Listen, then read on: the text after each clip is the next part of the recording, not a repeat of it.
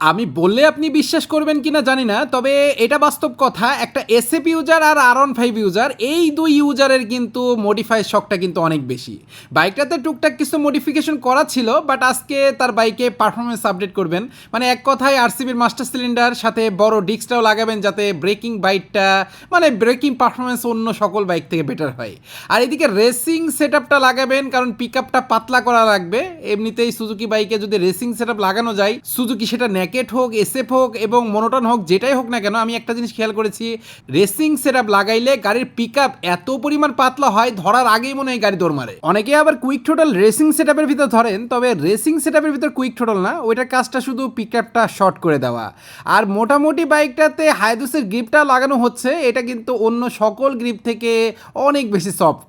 যেই বাইকই হোক না কেন, বড় ডিস্ক লাগাইলে কিন্তু ব্রেকিং বাইক কিন্তু এমনিতেই ভালো দেয়, মানে সেটা স্টক মাস্টার সিলিন্ডারেও এই ডিস্ক লাগাইলে কিন্তু অন্য সকল বাইক থেকে কিন্তু ব্রেকের পারফরমেন্স কিন্তু বেটার হবে।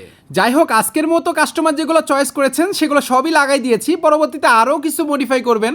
আপনারা একটু কানেক্ট থাকেন, তাহলে আনকমন ভিডিও কিন্তু আমার কাছেই পাবেন। তো আজকে ভিডিওটা এখানে শেষ করে দিচ্ছি। কারা কারা কোন জেলা থেকে আমার এই ভিডিওটা দেখলেন অবশ্যই একটা লাইক দিয়েন এবং আপনার জেলার নামটা কমেন্ট করেন। সবাই ভালো থাকবেন, সুস্থ থাকবেন, নামাজের কথা মনে রাখবেন। আসসালামু আলাইকুম।